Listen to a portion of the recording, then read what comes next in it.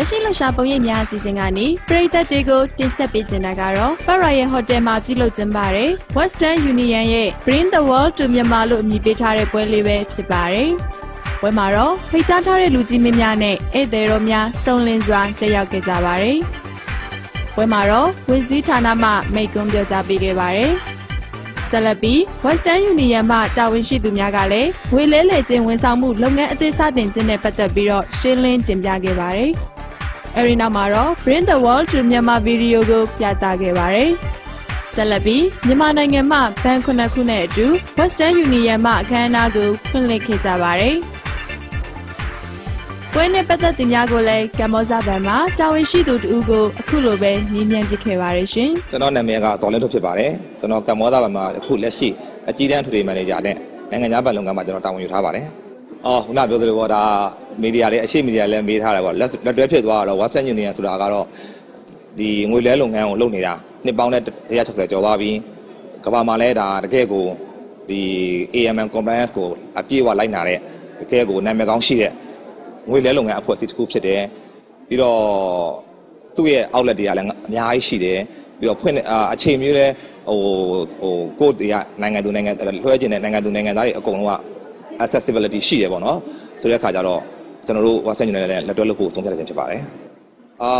ဒီ Western Union နဲ့ပတ်သက်ပြီးတော့ကျွန်တော်တို့ကဘယ်လို service လုပ်လို့ဆိုတော့ Western Union ရဲ့နိုင်ငံတန်းကနေပြီးတော့အသီးသီးကနေပြီးတော့လူပုဂ္ဂိုလ်အသီးသီးကနေပြီးတော့လွှဲလာမယ်ငွေတွေရှိပါလိမ့်မယ်တရားတွေကိုသူတို့နှစ်သက်ရ branch ကိုသူတို့လွှဲပါလိမ့်မယ်ဥမာကမာရွတ်လွှဲခြင်းလွှဲမယ် Mandalay လွှဲခြင်းလွှဲမယ်တောင်ကြီးလွှဲခြင်းလွှဲမယ်ကျွန်တော်တို့ branch တွေကနေပြီးတော့ဒီလွှဲပေးလိုက်တဲ့လူကနေပြီးတော့ဒီမှာလက်ခံမဲ့သူကိုကျွန်တော်တို့ဒီလွှဲပေးတဲ့ amount အတိုင်းငွေထုတ်ပေးဖို့ကျွန်တော်တို့ကဒီ service ကိုပေးမှဖြစ်ပါမှာဆက်လက်ပြီး MOB ဘဏ်မှတာဝန်ရှိသူတူကလည်းအခုလိုပဲဖြေကြားပေးခဲ့ပါတယ်ကျွန်တော်နာမည်ဦးတန်းဝင်းပါကျွန်တော် director လည်းဖြစ်တယ်နောက်ပြီးတော့ဒီ MOB မှာ senior GM နဲ့တာဝန်ယူထားပါတယ်Western Union ကကျွန်တော်ဒီ2012ခုနှစ် March လလောက်မှာကျွန်တော်တို့ MOB ဘဏ်ကိုလာပြီးတော့ဒီနိုင်ငံတကာနဲ့ငွေလွှဲဖို့လာပြီးစကားကမ်းလှမ်းပြီးဆက်လက်ဆွေးနွေးပါတယ်ဒီလိုနဲ့April May June နောက်ဒီ May June August လို့စပြီးတော့ဒီလို AML compliance လို့ပါလို့လုပ်တယ်နောက်ကျွန်တော်ရဲ့ဘဏ်ရဲ့ဒီ shareholder တွေဘယ်လိုတွေရှိတယ်ဘာအဲ့ဒါတွေကိုကိုလုံနီးလုံသုံးအတိုင်းဆက်လုပ်သွားပါတယ်အဲ့ဒါနဲ့ August လောက်မှာကျွန်တော်လည်းပထမဦးဆုံးစပြီး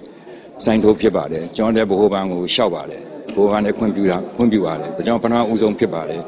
အဲ့ဒါသူကနိုင်ငံတကာမှာသူကနိုင်ငံခြားမှာသူက MOB ဗမာရှေ့တိုင်းဘာနဲ့စပြီးပထမဦးဆုံးသူတို့ကကြီးညာလိုက်ပါတယ်ဝန်ဆောင်ကတော့သူတို့နိုင်ငံခြားဘက်ကနေပို့တဲ့ဥစ္စာကိုသူတို့ကချချက်ယူတယ်နောက်ပြီးတော့ငွေလဲလုံးကဗဟိုဘဏ်ပေးထားတဲ့ငွေလဲလုံးနဲ့ပဲကျွန်တော်တို့ကနေ့စဉ်သူပို့တဲ့ဟောဘက်ပို့တဲ့ပတ်စံကိုဒီကငွေလဲလုံးနဲ့ပဲကျွန်တော်ထုတ်ပေးပါတယ်ကျွန်တော်ဘဏ်အနေနဲ့လာထုတ်တဲ့သူကိုတပြားတစ်ချက်မှပတ်စံထပ်မယူပါဘူးခင်ဗျအခုပြသပေးသွားတာကတော့ Parroyal Hotel မှာ Western Union ကနေပြုလုပ်ကျင်းပတဲ့ Bring the World to Myanmar လို့အမည်ပေးထားတဲ့ပွဲလေးပဲဖြစ်ပါတယ်ဒီပွဲမှာရှင်းလင်းပြောကြားသွားတာကတော့နိုင်ငံခြားမှာရောက်ရှိနေတဲ့မြန်မာတွေအနေနဲ့မြန်မာနိုင်ငံကမိသားစုတွေစီကိုငွေလွှဲတော့မယ်ဆိုရင်အချိန်အနည်းငယ်အတွင်းမှာ Western Union ကနေတစ်ဆင့်ငွေလွှဲနိုင်ပြီဆိုတဲ့အကြောင်းတွေကိုရှင်းလင်းပြောကြားသွားတာဖြစ်ပါတယ်ဒါကြောင့်မို့လို့ကြည့်ရှုနေကြတဲ့ပရိသတ်တွေကနိုင်ငံခြားကနေတစ်ဆင့်မြန်မာနိုင်ငံကိုငွေလွှဲမဲ့သူတွေရှိရင် Western Union ကနေယုံကြည်စိတ်ချစွာနဲ့ငွေလွှဲနိုင်တယ်ဆိုတဲ့အကြောင်းလေးကိုသတင်းကောက်ပါလိုက်ပါတယ်ရှင်